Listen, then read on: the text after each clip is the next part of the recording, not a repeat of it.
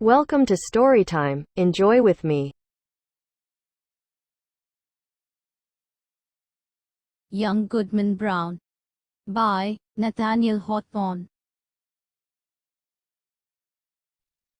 Part 2. A Terrifying Discovery. Goodman Brown did not recognize the men on the horses, because it was too dark. However, he thought he heard the voices of the minister and Deacon Gookin. The voice that sounded like the deacon's said, "I can't miss tonight's meeting. There will be people of our community from Falmouth and others from Connecticut and Rhode Island, and there will be Indian men of magic who know a lot about devilry. There will also be a lovely young woman who will join our group." "Very well, Deacon Gookin," replied the old minister. "Let us go quickly. We must not be late." The horses galloped through the forest. Goodman Brown was very surprised, and his heart was heavy. He looked up at the sky to see if there was a heaven above him. He saw the sky and the bright stars. "With heaven above and faith below, I will resist the devil," cried Goodman Brown. While he looked up at the sky and prayed, he saw a black cloud directly above him. From the black cloud he heard the sound of confused voices. They sounded like the voices of his own townspeople. Then he heard the sad voice of a young woman. "Faith!" shouted Goodman Brown, who was very worried, and the forest echoed. "Faith, faith, faith, faith, faith." The cries of anger and terror filled the night.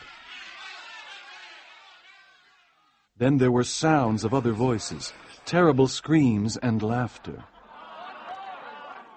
The black cloud passed over his head, and something fell down slowly. It was a pink ribbon. "My faith is gone," he cried. "Oh, there is no good in this world. This world belongs to the devil." Young Goodman Brown was desperate. He took his staff and started walking very quickly. The road became darker and more frightening. There were strange, terrible sounds everywhere. "Ha! cried Goodman Brown when the wind laughed at him. You can't frighten me! Come witch, come wizard, come the devil himself. Here comes Goodman Brown. He's not afraid of you." In all the mysterious forest, the figure of Goodman Brown was the most frightening. He went forward courageously as he listened to a strange chorus of human voices. Then suddenly he reached an opening in the forest. The opening looked like an altar. It was surrounded by burning trees that looked like candles. The red light of the fire was everywhere. "What a strange group," said Goodman Brown. In this group there were ministers, church members of Salem Village, pious ladies, important men of the government, and young girls. Good old Deacon Gookin was there, too. However, among these good people there were also thieves, criminals, and bad people. They were all together. "But where is faith?" thought Goodman Brown nervously. He heard a hymn. It was a slow, sad hymn about dark sins and evil. The chorus sang, and a loud organ played. Everyone was singing to the devil. It was an image of horror. Then suddenly a voice cried, "Bring in the converts!" When he heard this, Goodman Brown approached the group, and he felt evil. He thought he was his dead father calling him. Then he saw a sad woman who put out her hand to warn him. Was she his mother? Then the old minister and Deacon Gookin took his arm and brought him forward. A thin woman with a veil on her face walked between Goody Cloyce, the pious catechism teacher, and Martha Carrier, an evil woman. Martha Carrier wanted to become the queen of hell. The converts stood there surrounded by the fire.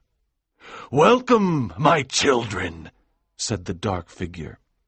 "You have now found your true nature and your destiny. My children, look behind you." They turned around and saw the fire. There was a strange smile on every dark face. "All the people you knew and respected are here. You thought they were better than you, but they are all here worshipping me," said the dark figure. "Tonight you will know all their darkest secrets. You will know that respected men of the church have said evil words to young girls, that pious women have poisoned their husbands, and that young men have killed their fathers to get their money. You will understand the mystery of sin and evil, and now, my children, look at each other." They all looked at each other. Suddenly Goodman Brown saw Faith, and she saw her husband. "Remember, evil is the nature of all people. Evil must be your only happiness. Welcome again, my children." Welcome, repeated the devil-worshippers. Young Goodman Brown and Faith stood among the others. They seemed undecided. Did they want to go on? Goodman Brown looked at his wife, and she looked at him. Faith, Faith, cried Goodman Brown. Look up to heaven and resist the devil. He did not know if Faith obeyed him.